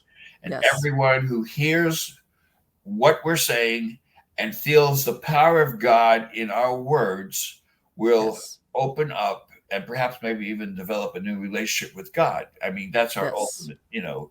But right now, the internet is my flashlight, and I'm trying to shine light in all the dark corners. And hopefully, God willing, I'll be able to do that. You know what? And Archbishop, I want to say that people, I don't want to say whether it's the media or Hollywood or whatever you want to call it, they want to make darkness, or when you want to say demonic, and by this I don't mean to underestimate it, but they make it look or appear omnipotent. You Yeah, understand what I'm saying? sure. Where nothing can overcome it, and even if you go to Hollywood and you see these movies, is like, even if there's an angle of religion or exorcism or deliverance, it's kind of like works, but not really. And it makes, I'm gonna be very generic here. The powers of darkness seem like they're invincible, Yeah, and I think there has to be an angle which is like, no, it's not invincible. It's not, you know, and something along those lines. In other words, to go against this illusion that it is. And by this, I'm not saying underestimate it, but I think a lot of times, maybe even people like when you throw up your hands and go, "Oh," and it's like, well, wait a minute, hold on, you know, before there, the power of God, the power of good, whatever, it was like, it was understood it was going to overcome whatever. And I think that that's kind of fallen by the wayside because of what we get fed from different sources. right. So that what you're doing, that I think that's great. That's fantastic. I want to thank you so much for spending this time, Archbishop. Are you planning any other books? Well, even though it sounds like you're really busy now. I am actually. Yeah, I yeah. think I wrote the first 50 pages already, and Okay, it's called The Legacy, okay. and it's basically about my life and my organization, and Yes. and I'm going to have some scary things in there too. Let So me we'll ask you, see. have you ever had any of your, I guess your people that work with you or for you, they ever had an attachment? Have they ever Oh yeah, been sure. attacked? Like, Yeah, been attacked. Had a couple of okay. fatalities. I've had Really? people. Oh yeah, Oh my uh, God. Okay. we've had Well, some people in hospitals as a result. We have some people who had gone in their very first investigation, only to run out screaming and never wanting to. that's what I was talking about. There's people all of a sudden, the reality of it. What do you call it? A coming to Jesus moment is like, oh, yeah, you mean, yeah, all right. Hard to Yeah. say. I've had clergy to fall in that category too. So I mean, it happens, you know. Sure, sure. We're human. We're subject to all these human Of emotions, and course. subject to shock. The shock Yes. value could be very nerve wracking, Yes. especially when you see Yes. that it's real and it's coming to you in 3D. You know, it's like Yes. Yeah. whoa, Yeah. This is not special effects, in other words. no special effects here. No Uh-huh. special effects. Yes. Yeah. I imagine it's like, oh, I got to wrap my head around that one. Yes, absolutely. Because when you see something in the theaters or in a movie, it's like, oh, yeah, okay, that was scary for a minute, but that was just effects or just a movie, not real. But again, that's fantastic. I'm going to have a link to your website on the credits of the show. But again, if you could repeat the website address for my Sure. podcast listeners. Sure. What I could do also is right after this, I will send you some links that you could that you Yes, yes, yes, find interesting. absolutely. Okay. Yes. So yes, but my main website is www.orderofexorcist.com. Yes. Orderofexorcist.com. Excellent. Thank you so much, Archbishop. It has been wonderful. Thank you so, so much. Thank you very much too. It's been a pleasure. Likewise. Take care. And I'll be speaking to you soon. Please send me those links. I will. I will. Goodbye now. Bye-bye. Can you imagine? I wasn't going to ask him because about the fatalities or anything because I was thinking, well, you know what? Maybe he's not allowed to talk about those things. It's like a privacy issue and, you know, or something along those lines where maybe his, I don't know. I mean, I'm not going to say I'm not curious, but at the same time, sometimes there's certain things that you shouldn't ask about, whether it's, like I said, because of the privacy issue or because maybe it's revisiting something unpleasant. Okay. And that's another thing, and I forgot to ask him, but maybe we could ask him the next time he comes back, which is, how does he go about selecting people to work with him? Because like he said, you know, not everybody wants to do it, but how about the ones that think they want to do it, or they're cut out, or they're like, and let's say he interviews him, I don't know what the process is. How do you tell if somebody really is meant to do that work as far as exorcisms versus, you know what, you might want to do it, that doesn't mean you're suitable to do it? I mean, how do you word that one? Hey, you want to be a warrior for God, but you know, maybe I need you to handle the marriage and crisis part, but not the exorcism part. Because I don't know. Because again, I think a lot of people, and I agree with him, you know, maybe what they expect in their mind or they anticipate is they think they've prepared themselves as that, and then the reality hits them in the forehead, and it's much more than what it is, and they don't want to. That's a hard. In other words, one thing is what you think it's going to be, and then another thing is what it is. Even if you think you've prepared yourself for that, whatever. So I could see where this. I'm out of here.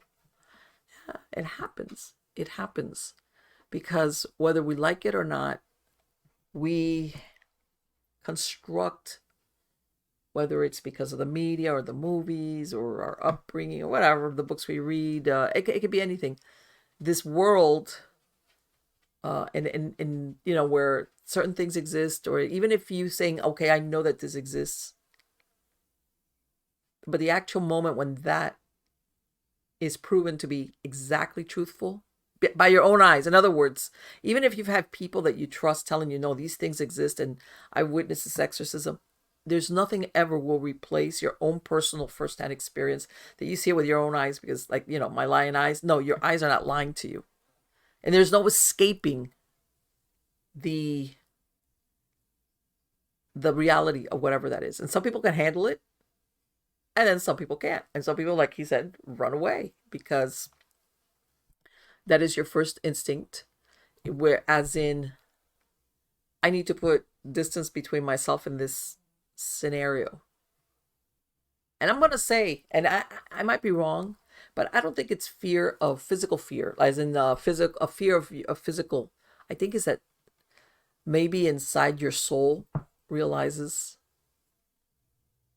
this is dangerous, or this is not good, or the antithesis of what we are in our soul this is anathema to it, which is, it repels it. Like you get repelled by it. Like this is your first instinct when you're coming across something, maybe somebody that's possessed, or somebody that there's some type of demon, unhuman, whatever turbulence around them. I think your soul as a human being, its initial reaction is like a repellent. You know how there's two magnets that they repel each other?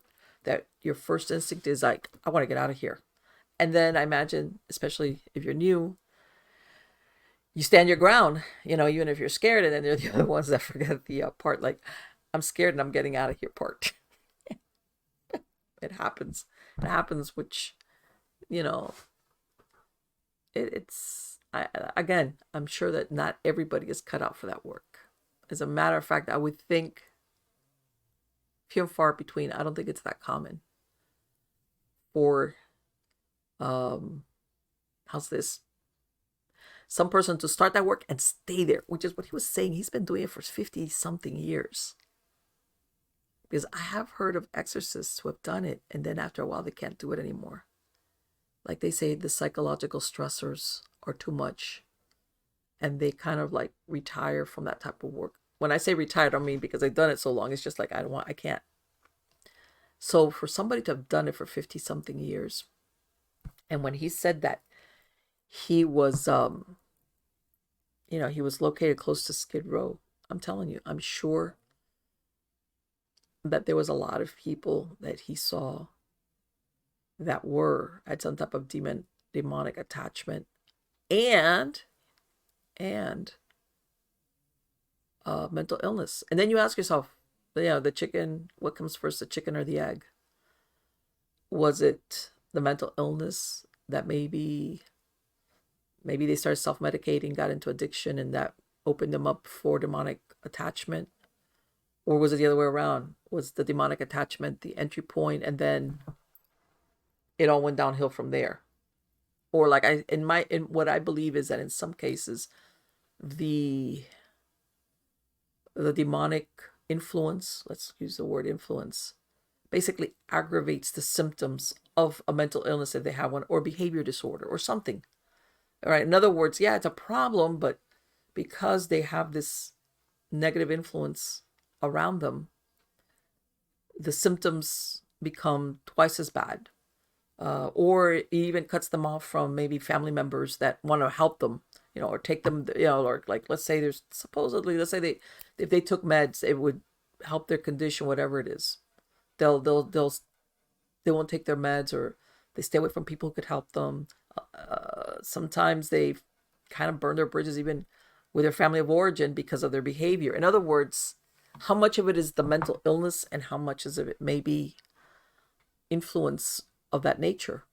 And it's, again, sometimes those are questions we never get answers to.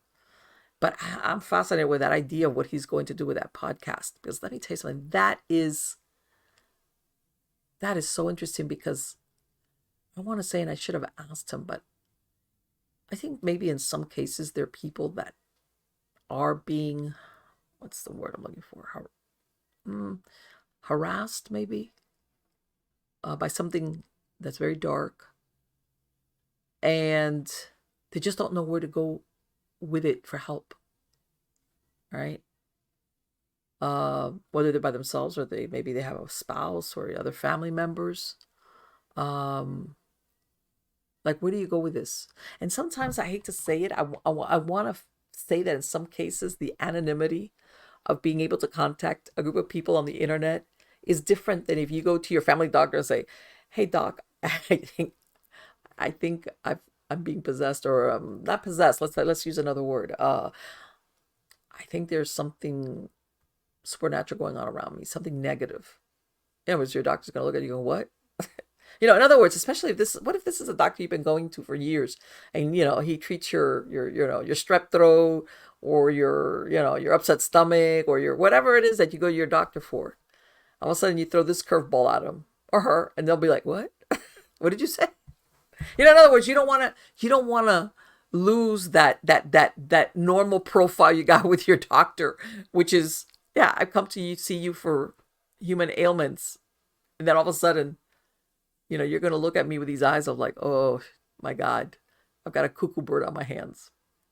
So my point being that maybe this format that he's got going is great for people that find themselves in these, whether it is or they suspect that maybe they're wrong, like he was saying, maybe there's not the demon in the picture, sorry, but at least they have an avenue of who to contact and talk and say, this is what I've experienced, or this is why I think what I think, or the anonymity of it in some cases will help people reach out for help versus going to somebody in person. And again, I come back, what if you're a person that, what you do for a living, you think, man, the repercussions on this, if I ever, even if you're a regular church goer, or like you said, you're a doctor, in other words, on the outside, you've got this real normal looking like life, and the people around you, whether, like I said, and all of a sudden, not all of a sudden, or maybe it's been going on for years, or something happened, who knows, whatever. This is going on, and you're like, how do I disrupt this image that I have among the people that are around me, whether it's my job, maybe the church I attend, of course, my medical person, whoever they are, to tell them something that has a supernatural angle. Especially if you're the kind of person that's like, oh, you're like, you're 100% normie. The people sometimes worry about that, or don't want to. In other words, they're second guessing themselves, but part of them knows that something is going on, but they don't want their priest or their clergy, whoever, look at them and go, what did you say? Or their doctor, or God forbid, their job, if they have some type of position. And even not, let's face it, do you want to, I don't care if you're the receptionist at a place, do you really want to be that person that, the one that thinks they're possessed? I remember one time, this was many years ago, I used to belong to a writers club, and we would we would have these, I think, was it once a month? Well, once a month. It was a once-a-month meeting at a bookstore. It was a Barnes & Noble, which I don't think is there anymore, unfortunately. But anyway, we would all meet at the Barnes & Noble. I think it was like Sundays, and we would talk. And it was like a writer's group, but it wasn't so much about critiquing. It was just a place to talk and, ideas, and just to get together with other people that are into writing. Anyway. And, some members were there all the weeks, and then others would come and go. You would see them for a while, and then they would come back. And then, so you were always meeting new people. And, and it's like every group, there's a little cuckoo birds. I don't care, whatever. That's like, makes life more interesting. But anyway, I remember one day I sit next to this girl. I hadn't seen her before. And we're like, oh, when you're a group, you right away, you start talking to somebody, even if you've never met them, because that's the whole idea, right? So hi, I can't remember her name, and I can't remember. We must have been like 10 minutes into, people are talking, and she goes, that about 2 years ago, I had an exorcism done. And I remember I went like, what? I was like, she was this young girl. She must have been in her early 20s. And I went, oh, I mean, this came out of nowhere. This came out of left field. Like, by the way, this was my paranormal work had nothing to do with my writing work. Nobody really knew that I wasn't doing the paranormal stuff. I was there more for the writing part. And I remember I was like, I didn't know what to say. I was like, oh, I didn't know, like, is that bad or good? And she starts telling me how apparently she had been suffering some type of demonic attack since she was like a teenager, and she had to have its exorcism. And I was like, what in the world? And that threw such I didn't know how to handle that. I mean, she was a nice lady, a nice girl. She wasn't, but right away, there was this flavor of erratic about her. And it was like, how much of this is true? Is like, man, give me a break. You don't throw that at somebody you just met. You would think, and this is just me, Like, hey, if I'm gonna tell anybody that I was ever exorcised, it would have to be somebody that was that I knew pretty well. And even then, I would think twice about it. And she's just like throwing that at me, and I was like, okay. And you know what's really funny? Because she never came back to future meetings. All right. And I don't know. I mean, part of me wanted to ask her, but I said, you know what? If I keep asking about this, she's going to give me details that I really don't want to hear. I said, oh, that's interesting. And I was like, very, very weird. My point being, again, that most people, unless you're like what he was saying, you're seeking attention, if they think or believe that they're undergoing some type of demonic interference, they think good and hard about going to somebody that knows them personally. Because let's face it, nobody wants to be looked at like that person. So the Archbishop's idea of that, I think, is magnificent. It's great because it can probably get help to people who really need it. All right, whether it's prayers or maybe it's not an exorcism thing. Maybe it's not. Maybe it's something that's sliding into that in that direction. And maybe when this person starts talking more, they talk about, I guess, amongst the panel, it's like, well, maybe we can do some intercession for you with prayers and this and that, but you're not at the exorcism level yet. All right, let's get you this type of help. Hey, there's people out there that recognize that something's going on. Whether and you know what, and maybe it's like what the Archbishop was saying, you were at the wrong place at the wrong time. Next thing you know, stuff is weird, stuff is going on, and it might be nightmares, it might be things that you're seeing, experiencing, God knows. And maybe you're thinking, before this really gets bad, let me get some help, and there's your help right there. So again, I'm gonna have a link to the show. I think that's so interesting. Don't forget to sign up for my newsletter at mpellicer.com Substack. I've got I'll put out some articles and also older videos, newer podcasts, everything, a mix of everything. And if not, go to Miami Ghost Chronicles, whatever the case, you're going to find links to everything there, whether it's the podcast or a video version of any of the episodes. And not only this one, Nightshade Diary, and also Supernatural Storytime, and also Eerie News. And thank you so much. Again, I look forward to having Archbishop Enright coming back and talking more about his new book and the podcast. But besides that, I have a lot of great guests in the wings. So come back, because I know you're going to like it. Till next time.